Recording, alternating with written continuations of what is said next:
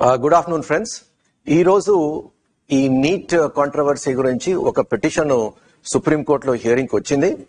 చాలా మంది students, parents చాలా యాంగ్జైటీగా ఏం జరగబోతుందో అని దీనికోసం వేచి చూస్తున్నారు. అయితే దీంట్లో అసలు ఏం జరిగింది and what are the developments అన్న దానికి ఈ వీడియో చేస్తున్నాను. ఎందుకంటే ఈ ఇష్యూలో చాలా రూమర్ మాంగరింగ్ జరుగుతోంది. ఈ రూమర్ మాంగరింగ్ జరగడం వల్ల స్టూడెంట్స్ అన్నెసెసరీలీ డిస్టర్బ్ అయిపోయి చాలా ఎమోషనల్ గా దీనికి అటాచ్ అయిపోయి అనవసరంగా దీనికి టూ మచ్ ఆఫ్ ఇంపార్టెన్స్ ఇస్తున్నారు. సో లెట్ మీ క్లుప్తంగా I tell you what has happen today. ఈ రోజు ఏమైందంటే vacation bench justice Vikram Nath and Ahsanuddin Amanullah ఇద్దరు జడ్జెస్, ఈ బెంచ్ కి శివాంగి మిశ్రా అండ్ అదర్స్ ఎప్పుడు జూన్ 1 నాడు రిజల్ట్స్ కన్నా ముందరే వీళ్ళు ఒక పిటిషన్ ఫైల్ చేశారు. ఈ పిటిషన్ ఏం ఫైల్ చేశారంటే పిటిషన్ ఏంటంటే seeking cancellation of NEET exam and re-NEET, ఎందుకంటే పేపర్ లీక్ అయిందని ప్రధానంగా that was the accusation. Results తర్వాత కాదు, రిజల్ట్స్ తర్వాత మనకి కొన్ని ప్రాబ్లమ్స్ వచ్చాయి, అది మనందరికీ తెలుసు. సో ఆ రిజల్ట్స్ ముందరే ఇది ఫైల్ చేశారు. సో దానికి ఎలా స్పందించారంటే ఫస్ట్ కొంచెం సానుకూలంగానే స్పందించారు. ఏమన్నారు అంటే sanctity has been affected, so we need answers అని కొంచెం గట్టిగా అన్నారు. కాకపోతే అట్ ద సేమ్ టైం వాళ్ళు ఏమన్నారంటే we will not give you any relief for counselling, ఎందుకంటే పిటిషనర్ తరఫున లాయర్ ఏమో we want the counselling to be stopped. అయితే వీళ్ళు ఏమన్నారంటే we will not stop the counselling, if you argue further we will dismiss this case అన్నారు. అంటే వాళ్ళ attitude అన్నది మనకి అర్థమవుతుంది. అంటే కొంచెం శాంక్టిటీ హాస్ బీన్ ఎఫెక్టెడ్ అన్నా కూడా కేసులో అంత పస లేకపోవచ్చు, అందుకోసమే we will dismiss the case, మీరు ఇంకా ఎక్కువ ఆర్గ్యూ చేస్తే విల్ డిస్మిస్ ద కేసు అన్నారు. సో అందుకోసం పెద్ద ఎక్స్పెక్టేషన్స్ మనం సుప్రీం కోర్టులో ఏదో వచ్చేస్తుంది అని మనం ఎక్స్పెక్టేషన్స్ అయితే పెట్టుకోకూడదు. అయితే వాళ్ళు ఏం చేశారు, ఇంతకన్నా ముందర May 17 నాడు chief justice bench led by chief justice Chandrachud, ఆయన ముందరే ఒక పిటిషన్, ఇలాంటి పిటిషన్ వచ్చింది for same cancellation of NEET. అది కూడా పేపర్ లీక్ అవుతున్న దీని అలిగేషన్ తోనే. అయితే వాళ్ళు ఆ రోజు ఏం చేశారంటే హియరింగ్ July 8 కి పెట్టారు. హియరింగ్ July 8 అంటే మీరు ఇంపార్టెన్స్ ఏమిస్తుందో మీరు అర్థం చేసుకోవాలి. July 8 అండ్ ఆ రోజు కూడా చీఫ్ జస్టిస్ ఏమన్నారంటే we will not stop the results, announcement of results అన్నారు. ఆ రోజు కూడా పిటిషనర్స్ ఏం అడిగారు, రిజల్ట్స్ అనౌన్స్ చేయొద్దు టిల్ దిస్ ఇస్ హర్డ్ అని. అయితే it is an all India exam, we will not interfere, results మేము ఆపము అన్నారు. సో మీకు అర్థమవుతుంది కదా, so how the supreme court is viewing. ఎందుకంటే మీరు ఎంత ఎమోషనల్ గా ఇన్వాల్వ్ అయినా సుప్రీం కోర్టు ముందర ఎమోషన్స్ పనికిరావు, ఎవిడెన్సే పనికొస్తుంది. సో ఇవాళ కేసులో ఏం చేశారు అంటే వాళ్ళు ఎన్టీఆర్ తరఫున ఆర్గ్యూ చేసిన లాయర్ ఏమన్నాడంటే ఆల్రెడీ May 17 కేసు ఉంది, ఆ కేసుతో దీన్ని కూడా కలపండి అంటే అప్పుడు ఈ బెంచ్ వాళ్ళు ఇవాళ హియర్ చేస్తున్న ఎవరైతే బెంచ్ ఉన్నారో వాళ్ళు ఏమన్నారంటే okay we will combine these two and have the combined hearing on July 8 కి పోస్ట్పోన్ చేశారు. సో అంటే ఏమైంది, ఆల్మోస్ట్ 1 month పోస్ట్పోన్ అయిపోయింది. సో నన్ను అడిగితే దీంట్లో ఎక్స్పెక్టేషన్స్ అంత పెద్దగా పెట్టుకోకూడదన్నది నేను అనుకుంటాను.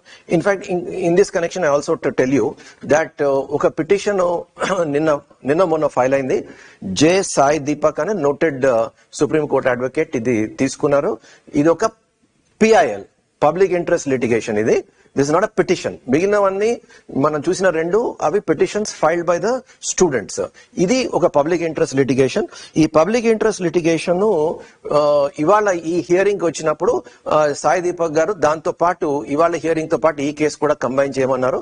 అయితే జడ్జెస్ ఏమన్నారంటే మీరు you come through the registry, there is a process, మీరు రిజిస్ట్రీ ద్వారా రండి అంటారు. సో రేపు హియరింగ్ వస్తుంది, హియరింగ్ వచ్చినా కూడా సేమ్ థింగ్ వాళ్ళు కూడా అదే చేస్తారు, నోటీస్ ఇస్తారు, ఎన్టీఏకి నోటీస్ ఇచ్చి they will ask them to respond by July 8th response అయిన తర్వాత మళ్ళా అది పోస్ట్పోన్, మళ్ళా ఇంకో హియరింగ్ వస్తుంది, ఇంకో నెల తర్వాత హియరింగ్ వస్తుంది, ఇది లాగా నడుస్తూ ఉంటుంది. సో ఇమీడియట్ గా స్టూడెంట్స్ కి అయితే పెద్దగా ఏమీ రిలీఫ్ డెవలప్మెంట్ కనబడదు. కాకపోతే చాలా మంది వెస్టెడ్ ఇంట్రెస్ట్ వాళ్ళు ఇది వాడుకొని పాపులర్ అయిపోదాము అని చాలా రూమర్ మాంగరింగ్ చేశారు సార్, సుప్రీంకోర్టులో చాలా చాలా మిరకల్స్ అయిపోతాయని ఒక ఎక్స్పెక్టేషన్స్ బిల్డ్ చేస్తున్నారు. నన్ను అడిగితే ఆ ఎక్స్పెక్టేషన్స్ మీరు అంత పెట్టుకోకూడదు. ఎందుకంటే there are couple of issues here. ఒకటి, పదే పదే మీరు యూట్యూబ్ లో కానీ టీవీ ప్రోగ్రామ్స్ లో కానీ పదే పదే దేని గురించి మాట్లాడుతున్నారు? ఈ అడ్డగోలగా 720 out of 720 వచ్చేసింది. దానికి ఎన్టీఏ క్లారిఫికేషన్ ఇచ్చారు. ఆ జడ్జర్ నుంచి ఒకటే సెంటర్ నుంచి 6గురికి 720 వచ్చింది, 718, 719 అన్సైంటిఫిక్. దానికి ఎన్టీఏ ఏమంది, మేము ఒక కమిటీ ఫామ్ చేసాము, ఆ committee will look into it, ఒక 7 days లో we will come back. So supreme court కూడా కమిటీ ఫామ్ చేశారు, కమిటీ ప్రకారము they are going to take a decision. Supreme court will not interfere. So ఆ 1500 and change అంటే ఒక 1600 students కి ఏదో ఒక కమిటీ డిసైడ్ చేసిన దాని ప్రకారం ఎవరు రిజల్ట్ ఇస్తారు, కానీ ఓవరాల్ రిజల్ట్ అయితే మారదు కదా. సో అందుకోసం ఎప్పుడు supreme court will get involved అంటే సుప్రీం కోర్ట్ కి వైడ్ స్ప్రెడ్ ఇర్రెగ్యులారిటీస్ ఏమైనా జరిగితే అప్పుడు supreme court will get involved. So wide spread irregularities అవడానికి స్టూడెంట్స్ 2 రకాలుగా ఆర్గ్యూ చేస్తున్నారు. ఒకటి ఏంటంటే పేపర్ లీక్. అయితే పేపర్ లీక్ ఎక్కడ అయిందిరా అంటే పట్నాలో అయింది. So Patna is an isolated case, అక్కడ 13 మందిని అరెస్ట్ చేశారు. సో ఇది మొత్తం ఆల్ ఇండియా లెవెల్లో పేపర్ లీక్ కాలేదు, ఎఫెక్ట్ అయింది ఒక 13 మంది. సో అందుకోసం supreme court on that basis will not actually cancel the exam because it is an isolated incident అంటారు. అదే కాకుండా ఇప్పుడు చాలా మంది సోషల్ మీడియాలో మాకు ఈ ప్రాబ్లం వచ్చింది, ఆ ప్రాబ్లం వచ్చింది. ఇన్ఫాక్ట్ మొన్న ఒక స్టూడెంట్ ఒక యూట్యూబ్ వైరల్ అయింది, కాంగ్రెస్ వాళ్ళు కూడా ఇది అపోజిషన్ వాళ్ళు ఈ ఈ యూట్యూబ్ ని వాళ్ళు కూడా ట్వీట్ చేశారు. ఏంటి యూట్యూబ్? ఒక అమ్మాయి ఉంది, ఆ అమ్మాయి పేరు ఆయుషి పటేల్. ఆ అమ్మాయి ఏమందంటే నా ఓఎంఆర్ చిరిగిపోయింది, అందుకోసం నాకు మార్క్స్ ఇవ్వలేదు, కానీ నాకు 715 మార్క్స్ వచ్చాయి. అయ్యో అందరూ చాలా మంది ఓహో ఇది చూసారా ఎన్టీఏ ఎలాంటి పని చేసిందో అని అందరూ మొత్తం వైరల్ అయిపోయింది. అయితే ఇప్పుడు దాని గురించి ఎన్టీఏ క్లారిఫికేషన్ ఇచ్చింది. అసలు ఈ అమ్మాయికి వచ్చిన మార్క్స్ 335, 715 కాదు. అండ్ ఈ అమ్మాయి ఓఎంఆర్ ఏమీ చిరగలేదు, అలాంటి నోటీస్ ఏమీ పంపలేదు అని క్లియర్ గా ఇచ్చింది. ఇప్పుడు మన యూట్యూబ్ మొన్న నేను చేసిన యూట్యూబ్ కూడా చాలా మంది మాకు యాక్చువల్లీ ఓఎంఆర్ బేసిస్ మీద మాకు 400 దాటాయి, కానీ రిజల్ట్ లో చూస్తే 300 అలా ఉన్నాయి. So if there is such a difference, ఏం చేయాలి? మీరు కోర్టుకి వెళ్ళాలి. కోర్టుకి వెళ్ళి you have to challenge this. కానీ అవన్నీ చూస్తుంటే అవి మియర్ ఎలిగేషన్స్ అలాగే కనిపిస్తున్నాయి. ఎందుకంటే చాలా ఇప్పుడు ఇన్ దిస్ టెక్నాలజీ వరల్డ్ చాలా ఫేక్ న్యూస్ క్రియేట్ చేయొచ్చు, చాలా ఫేక్ డాక్యుమెంట్స్ క్రియేట్ చేయొచ్చు. సోషల్ మీడియాలో అదే పనిగా చాలా మంది ఈ ఫేక్ డాక్యుమెంట్స్ క్రియేట్ చేసేసి మాకు ఓఎంఆర్ లో ఇంత వచ్చింది, యాక్చువల్లీ రిజల్ట్ లో ఇంత వచ్చింది అని చెప్తున్నారు. ఇవన్నీ కోర్టు ముందర ఇవేవి పనికిరావు. ఇవన్నీ సోషల్ మీడియాలో మనం డిస్కస్ చేసుకుందికి, ఒక ఎమోషన్ బిల్డప్ చేసుకుందికి పనికొస్తాయి. కానీ supreme court will not go by all this. Evidence ఏంటి? ఎవిడెన్స్ ఉంటే చేస్తారు. సో నేను ఇప్పుడు చూస్తున్నది, ఇప్పుడు whatever is presented before us, అందరూ ఆ 1500 గ్రేస్ మార్క్స్ గురించి మాట్లాడుతున్నారు. For that NTA has found a solution. ఏంటి? We're forming a committee, will go by the committee. Supreme court will also go by that. దాని గురించి మొత్తం exam అయితే cancel చేయరు కదా. రెండోది పేపర్ లీక్. పేపర్ లీక్ ఎక్కడైంది? పట్నాలో ఎంతమంది? 13 మంది. సో దానివల్ల వైడ్ స్ప్రెడ్ ఏమీ కాలేదు. సో అందుకోసం దానివల్ల కూడా నీట్ మొత్తం I don't think they will cancel. అదే కాకుండా ఏది కొన్ని మార్క్స్ లో రిజల్ట్స్ లో ఏదో సమ్ ప్రాబ్లమ్స్ ఇవి అవి ఉన్నాయి, అవి ప్యూర్ రూమర్సే. ప్రాక్టికల్ గా ఈ ప్రాబ్లం అయిందని ఎవరు ఇప్పటి వరకు రాలేదు. వచ్చుంటే ఈ పాటికి కోర్టులో వాళ్ళు కేసు వేసేవారు. సో ఎవరు ఇప్పటి వరకు కోర్టులో కేసు వేయలేదు. ఇప్పుడు ఇంతకు ముందు కోర్టులో 2 ఢిల్లీ హైకోర్టులోని క్యాల్కటా హైకోర్టులో కూడా కొన్ని పిటిషన్స్ అయితే ఫైల్ అయ్యాయి. అవి కూడా ఆన్ గ్రేస్ మార్క్స్, అంటే రిజల్ట్స్ వచ్చిన తర్వాత ఈ గ్రేస్ మార్క్స్ విషయంలోనే వాళ్ళు ఫైల్ చేశారు.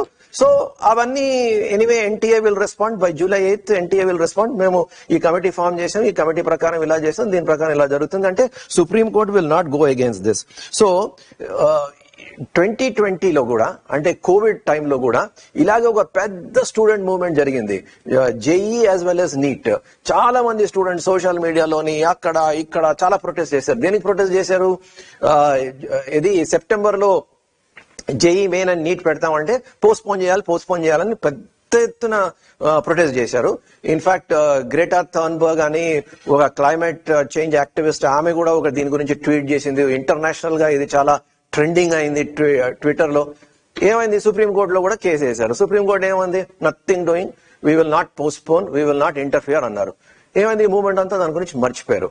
ఇప్పుడు కూడా unless there is evidence of widespread irregularities or widespread paper leak, అది ఉంటే కానీ supreme court will not interfere in this matter. And వాళ్ళ యాటిట్యూడ్ తెలుస్తూనే ఉంది, ఏమీ అర్జెన్సీ ఇవ్వట్లేదు. July 8th normal course of action లో July 8th అంటే ఒక నెల రోజులు తర్వాత హియరింగ్ వస్తుంది. అంటే వాళ్ళు అంత పెద్ద దీనికి ఇంపార్టెన్స్ ఇవ్వట్లేదు. So my advice to students at this stage ఏంటంటే, ఇవన్నీ సోషల్ మీడియాలో రాసుకుందికి, కమెంట్స్ చేసుకుందికి ఇవన్నీ బాగున్నాయి, కానీ పెద్దగా మీరు దీని గురించి ఎక్స్పెక్ట్ చేయకూడదు అన్లెస్ దెర్ ఇస్ ఎవిడెన్స్. ఇప్పుడైతే ఎవిడెన్స్ అయితే కనిపించట్లేదు. చాలా మంది with their own personal agenda, కొంతమంది ఇన్స్టిట్యూట్ వాళ్ళు, ఎడ్యుటెక్ కంపెనీ వాళ్ళు దీని గురించి బాగా రెచ్చగొడుతున్నారు. ఎందుకంటే వాళ్ళకి చాలా పబ్లిసిటీ వస్తుంది. సో అది తప్పు. ఎందుకంటే అనవసరంగా స్టూడెంట్స్ లైఫ్స్ తోని వాళ్ళు ఆడుకుంటున్నారు. This is not right. అనవసరంగా ఏదో రెచ్చగొడుతున్నారు, ఏదో జరిగిపోతుంది, మేము ఒక పిఐఎల్ వేస్తున్నాం, మేము ఇది చేస్తున్నాం, మేము అది చేస్తున్నాం అని పాపులర్ అవుతున్నారు. వాళ్ళ వీడియోస్ కి లక్షల్లో వ్యూస్ వస్తున్నాయి. బట్ అన్నెసెసరీలీ స్టూడెంట్స్ వాళ్ళు టైం వేస్ట్ చేసుకుని ఏవో ఆశలు పెట్టుకుంటారు. లేటర్ మన కోవిడ్ టైంలో పోస్ట్పోన్మెంట్ అలా కాలేదు. ఇప్పుడు కూడా పెద్దగా నాకు సుప్రీంకోర్టులో జరుగుతుంది నాకు నమ్మకం లేదు. అంటే ప్రాక్టికల్ గా చెప్తున్నాను నేను, ఎందుకంటే I have no agenda. Practical గా స్టూడెంట్స్ అనవసరంగా టైం వేస్ట్ చేసుకుని ఎమోషనల్ అయిపోయి ఆశలు పెంచుకోకూడదు అన్నది that is my opinion. So నేను అనేది ఏంటంటే, ఎవరికైతే సీట్లు వచ్చే ఛాన్సెస్ ఉన్నాయో వాళ్ళు కౌన్సిలింగ్ ప్రాసెస్ గురించి they should get busy, details తెచ్చుకోవాలి. అఫ్ కోర్స్ లాస్ట్ ఇయర్ తో కంపేర్ చేస్తే ఈ year there is a marks inflation. So marks చాలా ఎక్కువ వచ్చాయి. అండ్ ఎక్కువ రావడం వల్ల ఆశించినట్టు ర్యాంక్ రావట్లేదు. లాస్ట్ ఇయర్ కి ఈ ఇయర్ కి ఒక 40,000 నుంచి 50,000 డిఫరెన్స్ ఉంది. ఇది nobody is able to reconcile. అసలు ఎందుకు జరిగిందని చాలా మంది అంటున్నారు. ఇది మోస్ట్లీ పేపర్ లీక్ అనుకుంటున్నారు, కానీ స్ట్రిక్ట్ గా చూస్తే ఎవిడెన్స్ అయితే లేదు మనకి. రెండోది ఏమైంది, పేపరు పెద్ద కష్టంగా లేదు, ఈజీ అని చెప్పలేను, పేపర్ పెద్ద కష్టంగా లేదు. అండ్ మోస్ట్ ఇంపార్టెంట్లీ ఈసారి students are better prepared. This is the first post covid 100% post covid well prepared batch. So NEET exam తో ప్రాబ్లం ఏమవుతుంది అంటే, they have to strictly go by NCERT. So ఈ NCERT నుంచి ఒక inch కూడా వీళ్ళు కదలకూడదు. So NCERT ఎవరైతే థరోగా ఉంటారో వాళ్ళు మంచి మార్కులు తెచ్చుకుంటారు. సో ఇప్పుడు నీట్ హిస్టరీ చూస్తే ఓన్లీ 8 year old హిస్టరీ ఉంది. ఈ 8 years లో ఈ నీట్ అర్థం చేసుకొని మార్క్ టెస్ట్, గ్రాండ్ టెస్ట్లు, కోర్స్ మెటీరియల్, కరిక్యులమ్ ఇవన్నీ డిజైన్ చేయడానికి 2-3 ఏళ్లు పట్టింది అందరికి మార్క్స్ తెచ్చుకోవడానికి. కానీ ఎంత లోపల మనకు కోవిడ్ వచ్చింది. కోవిడ్ వల్ల మనకి 3 ఏళ్లు డిస్టర్బ్ అయ్యాం. ఇప్పుడు మళ్ళా again first covid batch. So now all coaching institutes have perfected NEET లో మార్క్స్ ఎలా తెచ్చుకోవాలి, ఎలా స్కోర్ చేయాలని దే హ్యావ్ పర్ఫెక్టెడ్. అండ్ అది ఇంప్లిమెంట్ చేస్తున్నారు. దానివల్ల మార్క్స్ ఎక్కువ వస్తున్నాయి. And unless NEET paper structure మారిస్తే తప్ప, అంటే ఇప్పుడు జేఈ అడ్వాన్స్ లో ఏంటంటే, దో నీట్ బేస్డ్ కరిక్యులం ఉన్నా కూడా questions will be a lot above NCERT. So అలా చేస్తే తప్ప నీట్ లో కూడా మనకి నెక్స్ట్ ఫ్యూ ఇయర్స్ ఇలాంటి ప్రాబ్లమే జరుగుతుంది. ఎందుకంటే ఎన్సీఆర్టీ బేస్డ్ క్వశ్చన్స్ ఇస్తే స్టూడెంట్స్ ఒక 2 years well prepared students NCERT books నమ్ముకొని ఎన్సీఆర్టీ బుక్స్ ప్రకారం ప్రిపేర్ అవుతాయి. He will definitely get good marks. So ఇలాంటి ప్రాబ్లం మనకి ఫ్యూచర్ లో కూడా వస్తుంది. అయితే నెక్స్ట్ ఇయర్ ఏం చేస్తారు, కొంచెం పేపర్ టఫ్ చేయడానికి ట్రై చేస్తారు. కానీ ఈ year that will not solve this year's problem. So this year పెద్దగా my advice to students is పెద్దగా ఆశలు పెట్టుకోవద్దు. ఎవరైతే స్టూడెంట్స్ ఆశించినట్టు మార్క్స్ రాలేదు, లేకపోతే మార్క్స్ వచ్చే కానీ సీట్ వచ్చే పరిస్థితి లేదు, then I would suggest that మీరు సీరియస్ గా మీ long term preparation you should start immediately. Don't waste your time.